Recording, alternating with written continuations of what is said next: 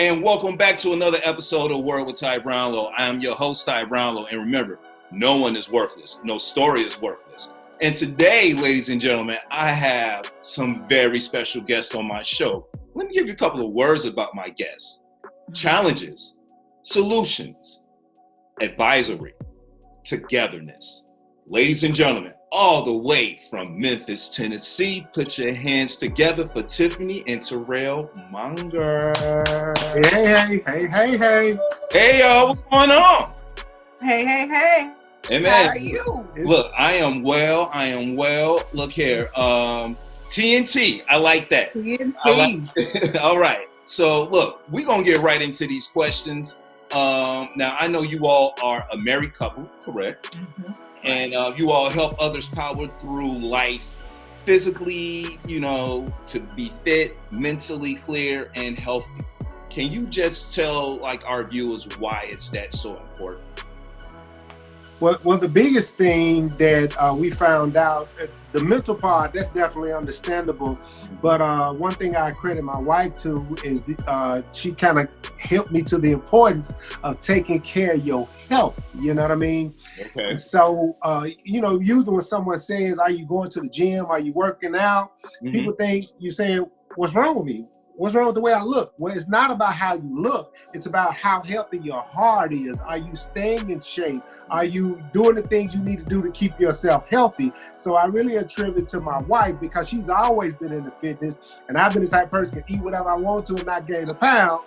But when you start running into health problems, she's like, okay, that's why you got to take care of your health. I never thought I'd be a person that constantly goes to the gym, but because of her, now I'm fit and body-wise as much as I am mentally. So. Okay, hey. I have to give it up to you.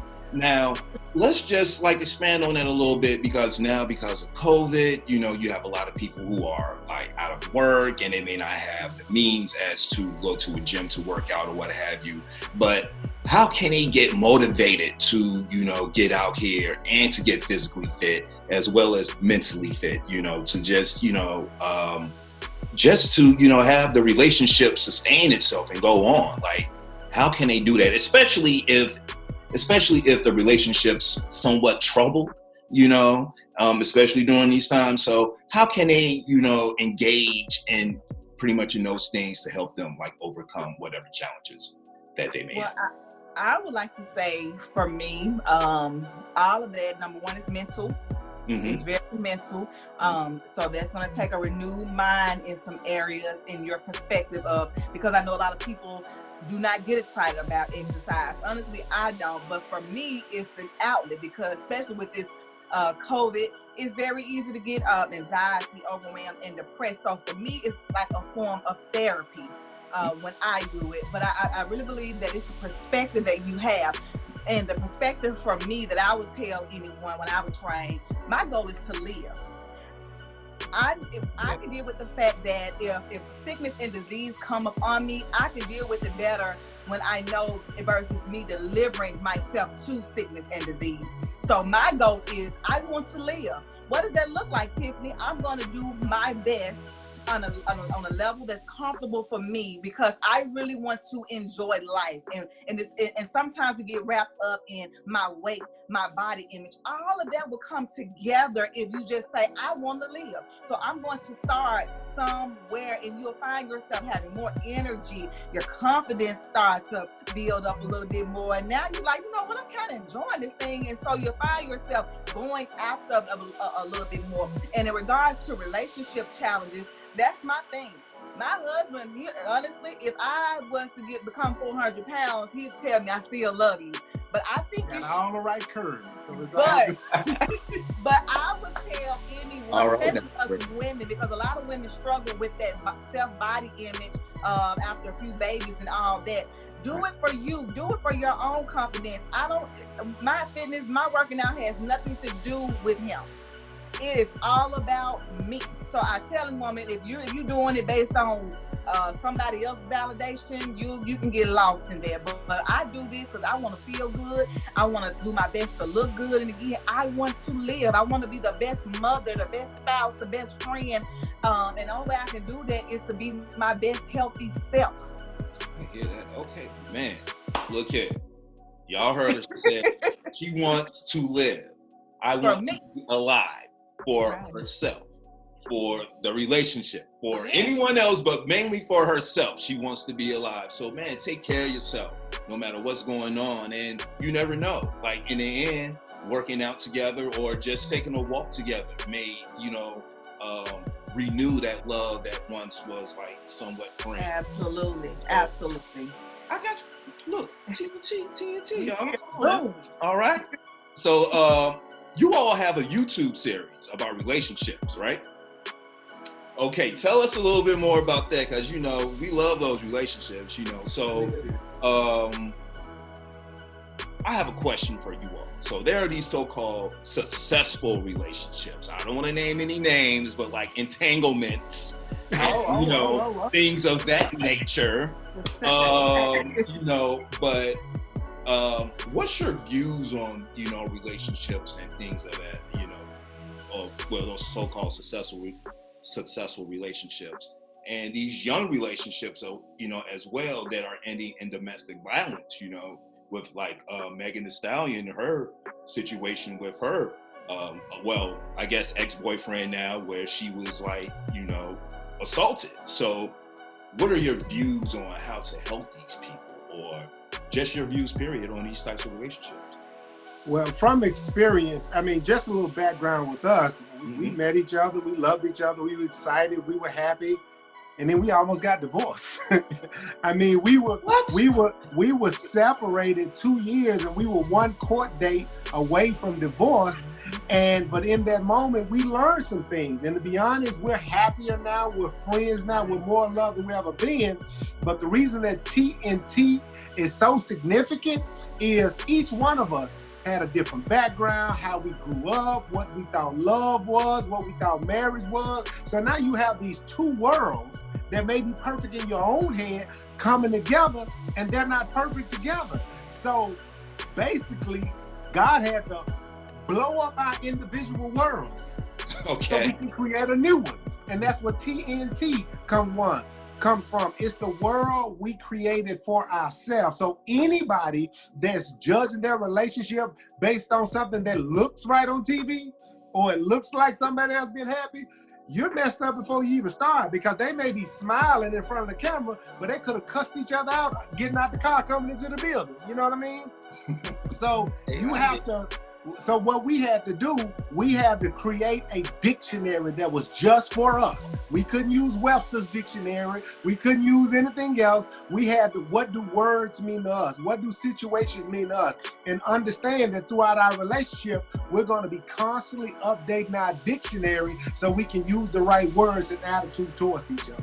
And I would like to say, in regards to what I would say to younger couples, and this had to apply for me personally, we got to unlearn what we've learned.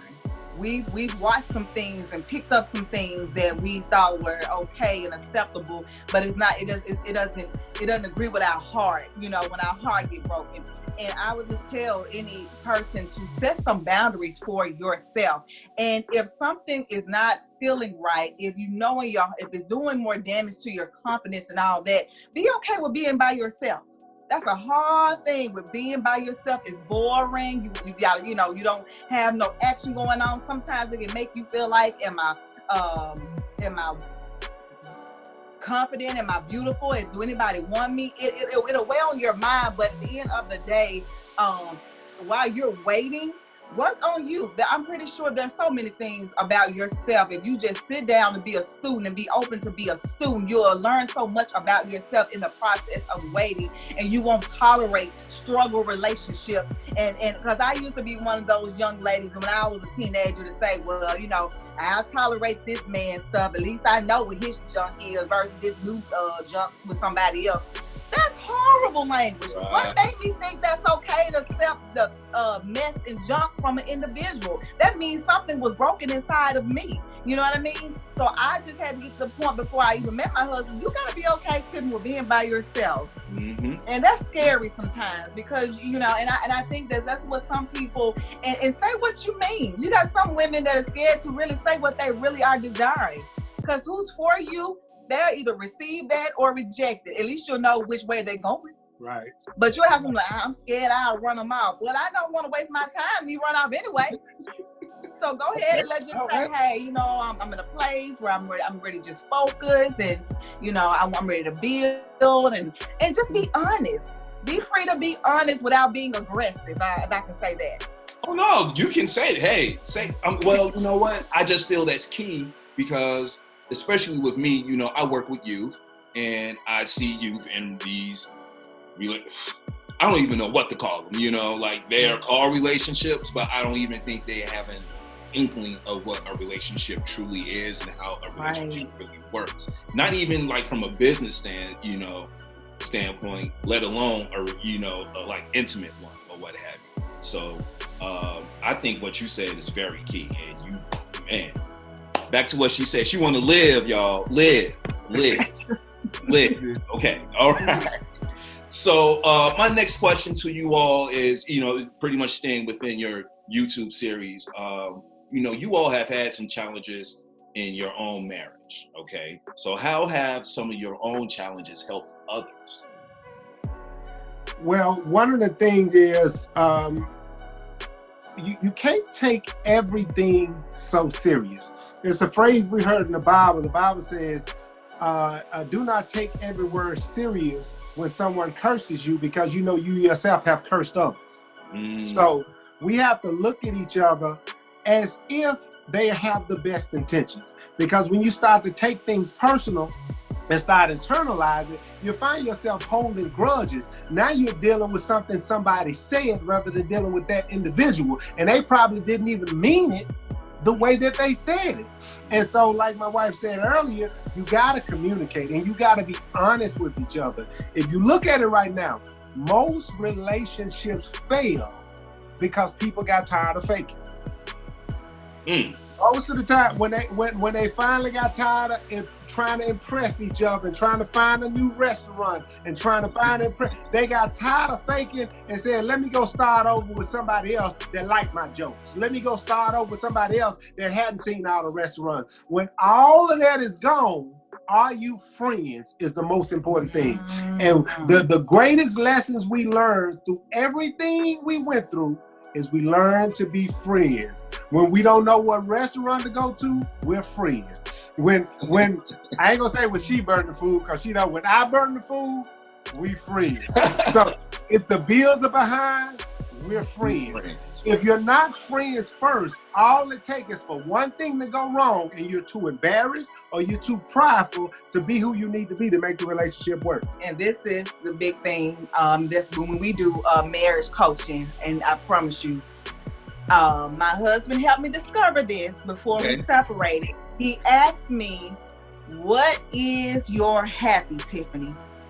He said, now before you answer that question, if you never get a husband in your life, if you never have kids, what would make you happy? And at that moment, I didn't know and have an answer for that. So that's when I realized I had nothing going on in my own life that fulfilled me. I didn't create nothing in my world that fulfilled me. I was putting all these expectations on him to fulfill something I couldn't even answer for my own self. So I think sometimes in relationship, you know, you be thinking like, well, why don't you take me out? Why we can't go out of town? Why we can't? Because you don't even know what you want. You just know you just keep needing. It's like, what is wrong? What makes you happy? And you don't even know. But you drive your significant other crazy. And you think like, what am I doing wrong? So I think it's so important that individuals, you know, we say it out loud, are you happy? And a lot of people are like, yeah, I'm happy. But when we ask couples, what makes you happy? They never can answer. Right. They never can say it out of their mouth. When you have to articulate, it's like, wait a minute, I really don't know what makes me happy. Ding, ding, ding. So now you see how you might be weighing your spouse out because you don't even know what you want. So you know what? Let's stay right there for like one tiny second. Because you know people, I'm married. I've been married for 2 years now. And you know I got married a little bit later on in life, but I knew I mentally reached a place where I was ready to make this step. Like, nah, you know what? I don't have to ask myself any questions or whatever. I know what this is. Let me go make this step. But it's not about me. My question is, what about those who, you know, are so-called shacking up and they've been together 13, 15, 20 years, you know, they've had families, but then when they go to the get-togethers, when y'all gonna get married? Oh man, I'm waiting for her to get right. Or, you know, when y'all gonna finally like make this real? Oh, he get on my nerves, this, that, and the other. So like, what's your advice to those who have been shacking up, like they're still waiting on this so-called glory day to come? And in reality, I'm not going to say it's going to or not going to, but, you know, I know you all talked about this a little bit more, but just what are some of your thoughts on that? And how can people just get past that phase and move on and find that happiness that they've been looking for, but they're not going to get? There are two answers, and I'm sure my wife is going to have a piece of the answer. But as you said, as you start getting older, you got to think about your future. You got to start thinking about, if this person dies, do we have insurance together? Do we have a will? Am I going to die? And the woman that I love is going to have to be in court fighting for what she should have had a right to. You know what I mean? So now you start thinking like that about getting your life in order and doing things on that level of responsibility. See, when you can't commit to somebody, you also can't establish a future for the two of you together. If you're not committed, you're living day by day by day, and your life is in the balance as much as theirs. And just like the Bible says, where there is no vision, you gonna perish. You're gonna perish. So if you don't know if you're gonna be with that person for the long haul, you're wasting their time and yours. And you gonna look up one day, you gonna find out you're stuck. 50. Yeah. And you stuck. Right. And then you're gonna be mad over the future that you never planned. But when the future is set, now you can plan for 5, 10 years down the line because you have a solid fixture in your life to plan it with. But if you just plan, age gonna keep coming with or without our permission. And you're gonna look up one day, your knee gonna go out and your back gonna be hurting, and you're gonna wonder where the time went. So the best thing you can do is find somebody that you can partner with in life, so you can plan a future together. And also what you always say, if you don't hold yourself accountable to something higher than yourself, it's going to be hard to what? I don't know what. Okay. No, but if you don't hold what I say? No, if you don't hold yourself accountable to something higher than yourself, it's going to be hard to discipline yourself. Oh yeah, that's what I said. That's what I meant. Yeah. All right, so boy, look here. He a slick one. All right. So you're going to have to hold yourself accountable to something higher than yourself. Yeah. Okay. So, man, we're getting towards the end. So one of my last questions to you all is, what's like the best advice for those people who are hesitant or have been hurt looking for love in a relationship? Look, it's something that the old folk used to say when they was playing dominoes or spade. You think long, you think wrong. If every day that you spend with someone you're unsure of is another day you throwing away. Now, if you made up your mind, I don't want to be married, you got to communicate that to the person that you're with and not leave them on. Well, we'll see one day. Because now you're going to eventually reap what you sow. You cannot sow fallacies and discord and think you're going to reap stability in your own life. You know, and we heard that song before. You keep playing around, you're going to find that song on the radio. I bust the windows out your car. And what you want to do is, life gives you what you've given it. Right. You're going to reap the harvest from the seeds that you've sown. A lot of people are having financial problems, they're having mental problems, they're having emotional problems, because those are the seeds they're sowing into other people's lives. And they say, man, I wonder why I can't be happy. Look at how you're making this other person miserable. it's coming back on you. It is something that I read the book, The Alchemist, and he said, when you really want something, all the universe conspires to make it happen. But if you are unsure, you will live a life of instability. And so we got to decide what we want to do with our own life if we want to have stability in our life. And I would just close out saying love is the most powerful force on earth. Yeah. And I would tell any woman or man, don't ever feel bad for loving somebody. Mm-hmm. You just messed up and loved the wrong somebody. Yeah. I would not give nobody my power because they took my love for granted. So now I have to operate in patience and maturity and wisdom and discernment before I just release this gift that is inside of me. But I will not let Joe Blow cause me not to love in my future. So I would say, you know, yes, you have to just be discerning. And some people can break you down so bad and make you so scared, but then they have won. You will not win that battle. And I would just say, and speak in faith, I will love again. And preferably, I will love the right one again. And I'm going to take my time. I won't be out here thirsty. Okay? And that's why I said, you got to stay by yourself sometimes to be okay with you. Take yourself out to eat sometimes. Be okay with you. And then somebody else just can only add to what you've been okay with while you were waiting. And we saw a glimpse of something. And you said it, so now we're free to talk about it. Come on. With all this open, free, uncommitted living, even Will found himself at the table about to cry over unentanglement. We talking about all this freedom. To me, today, what people call freedom is really a lack of discipline. Gotcha. I want to be free to do whatever I want to do. That we call brokenness. Yeah. Yeah, that's the excuse for everything. That's really what it is in the end. I cheated on my husband. I was broken. I ain't want to go get no therapy. I just was broken, so I slept with another man. Yeah. We gotta deal with those things, you know? No judgment, but we gotta deal with it. Go ahead, man. Eventually. Now I'm fine though. Right. But no, right. No, I hear you. But look, I have enjoyed this conversation, but I have come to my very last question, y'all. The question my show is known for. Miss Tiffany and Terrell Monger. What is the one word that best describes you and why? I'm going to start with Terrell first, because I'm going to let the lady have the flow at the end. The one word I can use to describe us is blessed. Not because of what we have, but because of what we've learned and what we've become.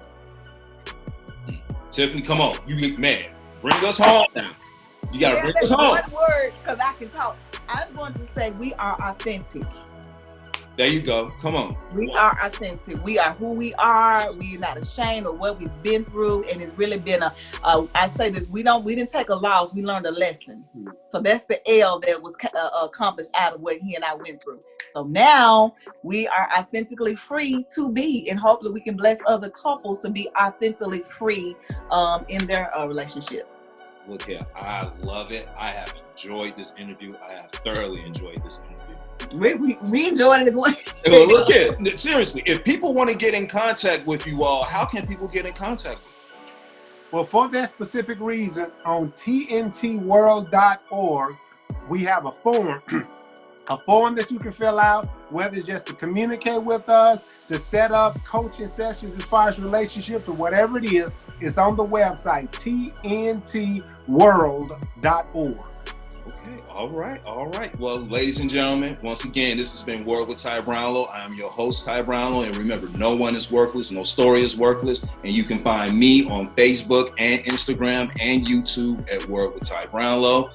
You can also follow me on Twitter at Ty Brownlow TV. Or if you just want to go to the website, get this lovely interview plus other great interviews, you can go to tybrownlow.com. Ladies and gentlemen, we are out. Thank you. Peace. Thank you, Ty. All right.